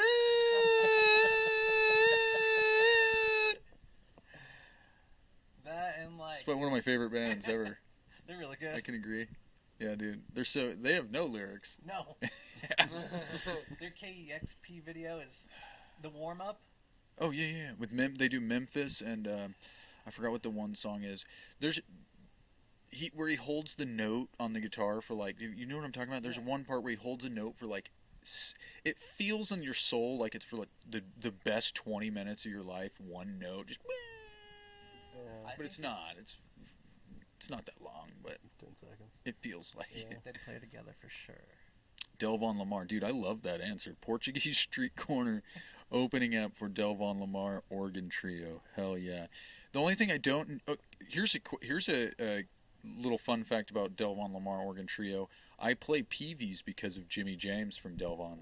That exact amp is what he plays, and I heard it, and I was like, I want that amp. I swear he played an Ampeg. No? He has two guitars. He plays a 72 Strat, which, of course, everybody that's the peak year, from my knowledge of Stratocasters. And then he has that Silvertone guitar, and he plays through a PV Delta Blues. And I have two of them. I love them so much. Yeah. But I got them because of him, because I was like, I love the sound of that, and now I'm forever indebted to Jimmy James. Yeah, he has a good sound. Yeah. He's kind of like Chubby Hendrix in my way. I can see it. Yeah, you know what I Because mean? he'll shred. He'll go to town. Oh, yeah. Faces and all. He's fucking great. But so I think we all agree on that, right? We're all cool with that one. Shall we get to fictitious band name number 2? Yes. Hood Jewish. Jesus. Oh, I'm thinking of West Memphis. Some Hip hop. hip hop, yeah. That's what I'm I getting don't- from. No, only because Hood Jewish just sounds like Modest Yahoo to me. You know Modest Yahoo? He's just Orthodox. He's not anymore, but he was an Orthodox Jew rapper. Great rapper. But he had, like, when he first started, he had the fucking top hat with the curlies. Real Jewish. I honestly don't even know the backstory why I came up with that one. I think it was, I know what it is. It was the mobster Jew tracksuit. I seen somebody wearing like the full tracksuit. Do you know what I'm talking about? Like Jewish mobsters nowadays in like movies, they always have like a velvet tracksuit and like a gold chain, and they're always like, "What the god? $200." I don't know, but. So I don't mean it in a racist way. I just, Hood Jewish sounds fun. What do you think, Hood Jewish? If there was a band called Hood Jewish. That they'd be playing with. No, what genre would they play? Did we already figure that out? Maybe I blanked. I skipped. I think I had like some frames of time were just cut out of my brain. Getting Memphis rap. Memphis rap. But in the style of like Bar Memphis rap. yeah. Bar Memphis rap? Okay. Where they're like on the street and they're like, "Hey man, listen to this mixtape of mine." Yeah. And then you take it and you're like, "Oh, thanks man." They're like, "No, that's $13." And I'm like, "You didn't tell me that. You just handed it to me." That has happened to me in Memphis many of times, to be honest. Yeah. Every year, at least 3 times it's happened. You know what's funny about Memphis? You ever been to like we used to go to the music festival there, and there was ticket scalpers, and it was so funny because on one side of the street there'd be like buying tickets. Yeah. The other side of the street, 20 feet away, selling tickets. They're working together, obviously. Yeah. But there was one time I was fucking drunk. Me and Josh, who used to be in the band, we were fucking drunk on Beale Street. And we're like, hey, dude, you're buying tickets and that guy's selling tickets. Why don't you guys, like, hang out? Yeah. Sounds like you guys, it's pretty obvious that you guys need each other. And they're like, oh, that's real funny, man. It's like, Yeah. I don't know how things work. I ain't a part of your underground world of scalping. No, but But yeah, that bar Memphis was because they're bar the parties they have bar mitzvahs. That's bar underground party. mitzvah, Yes, I think. So it's bar Memphis. I get it now. Yeah. I didn't understand what the fuck you were Yeah. talking about, and I was trying to be like, yeah, Myles. Well, the bars, yeah, no, yeah. It's real cute, Myles. It's a good Yeah. answer. You're doing great, buddy. Yeah, Turns out I'm not doing great. yeah. I didn't understand you. Right? That's brilliant, though. That's got a built-in pun to it in the genre. Yeah, who do you think they would open for? Weird Al. Okay, solid. I'll agree Honestly, with that. I think that Hood Jewish is Weird Al. It's a side band. Yeah, but he plays the character. Yeah, Yeah, he might have had a song called that. Hood Jewish. It was called White and Nerdy. No, Yeah. no, that's pretty solid. Fictitious band name number 3, and this one is not racist. This one is just fun. Pepto Blood. Fictitious band name number 3, Pepto Blood. Ooh, Metal. Pepto Blood metal. Yeah, but they're all older. Yeah. Like, have they just been at it for a long time and they didn't hit it big Yeah. time until old, or Like they ZZ started? Top old. Like they got rediscovered old. Yeah. Oh, like Pentagram. Because Yeah, they have to take Pentagram Pepto-Bismol and stuff before they play. Acid bath and- too. Yeah. Yeah, Would you say? Because they have to take Pepto-Bismol before they play. Oh yeah. I'm so glad that You know what I mean? They still like to thrash, but it's like, I still gotta Yeah. like, Shoot myself. ease my tummy. they just fucking eat a Blue Chew and take some Pepto, and then they Yeah. just have a raging hard on and Yeah. no indigestion. No. Yeah, Blue Chews, they're boner pills. I don't know Yeah. if you knew that, but I don't know why boner pills Oh, came. yeah. It's like taking, like, it's experimenting with psychedelics, but for them it's like, let's see if we can let's take a boner pill before we play and see what. Yeah. Blood I can flow. yeah. That sounds like a horrible idea. Dude. Okay. Yes. I mean, the drummer wouldn't be bad, but you said over. Well, I guess you got the guitar in front. Yeah. Suck your amount of playing energy. way up here. You say we should do this for science? Is that what we're saying? Because I'll honestly, snort one. snort. No, we're gonna freebase that shit out of a light bulb. That's what we're gonna do. Pepto Blood. Hell yeah! So they're just an old metal band, and let's say the headliner is Pentagram, right? I love that. Okay, but they're on a full bill, right? So the headliner is Pentagram. Pepto Blood is the opener. Who's the feature act in the middle? How about that? We got to end this with a bang. We got to figure out another band. It's not so easy for you guys. You guys can't have Iron these. Maiden cover band because the real band couldn't show up. I like that answer. What do you think? Man, I'm gonna have to go with it. I can't think of anything. Yeah, because I feel like, Pepto Blood. They're like, fucking Pepto Blood. Like, Yeah. nobody knows him a lot, and then you need somebody to, like, something to sing along to after. Fluffer. Yeah. To re-fluff up the... Uh-huh. Even though they're hard as a rock to begin with, because of the Yeah. Blue Chew they snorted, but... Yeah. It's like the guitar is lifting up. They're like, what the fuck? Yeah. Like, or it's like a You Hendrix don't need a thing. strap. Yeah. They play with it. What was that? Murder Face on Metalocalypse? Play the bass solo. Does he play with his dong? Yeah. Hell yeah, that's cool. You kind of would have to play the bass with your dong. I mean, I feel like if you were to do it with a 6-string, you'd have to just do strums. You know what I mean? I think Because I think even if you are below average, I'll say that, it'd still be very difficult to get into the individual strings with your ding dong. But You need at least touch the active pickups. yeah. You know what I mean? It's pretty What if you shallow got a on the ring back. a ring on the tip? Just like- Yeah. No, I play slap bass with my dong. Yeah. Guys, Lay it down. I think that's a brilliant way to end this episode. Slap bass with that dong, dog. So what do you got coming? What do you guys got coming? This album, when you have any sort of time frame? Well, I'm doing Girtha Palooza Oh yeah, we'll be there as too. well as Phantom Sam. I'm excited to see you guys, and so that's gonna be my showing off the black salted almonds. So you're like unveiling. Yeah, Ooh. because I still put the Tapeside name, but I did like Tapeside Presents the black salted almonds. Shit, so you're like a fucking bandception. You should make another side project, but be Tapeside Presents Black Salted Almonds presenting. The pink purple tip. Yeah, ooh, well, It that was sounds on the spot, dude. That was good. sounds mildly gay. Who you gonna open up for? A lot, apparently. Well. Porno band, baby. Hey, that's a nice porno band. Yeah, Cream the name.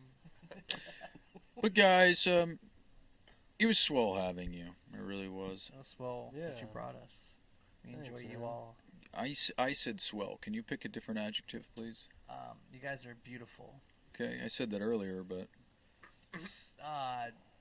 Fantastic, superb. I love you all. I will go see you again if you play near me. well, we're not. So Damn it. I was hoping you would do it more than we would just sit here and end the episode. But guys, this does it for another episode. We are going to live with cause and leave results to the great law of the universe. We are going to pass each and every day in peaceful contemplation, patient, and all the while remaining present in our lives. So go outside, pet your wife, kiss your dog, touch some grass, hug a tree. After this episode, please do, and do it with glee. Guys, this has been another episode of Art of the Jam. Space Camp, Stay funky, y'all. stay groovy and stay tuned. Till next time. Till next. Without further ado, we have brought to you Art of the Jam. Art of the Jam. Thank you guys for being here. I really appreciate it. Thank you. Thank you. How's That was the Scarface weakest- do it? He's like...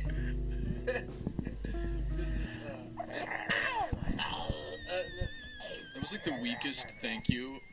You're like, Thank you guys. Thank you guys. Really appreciate you. Let me come out.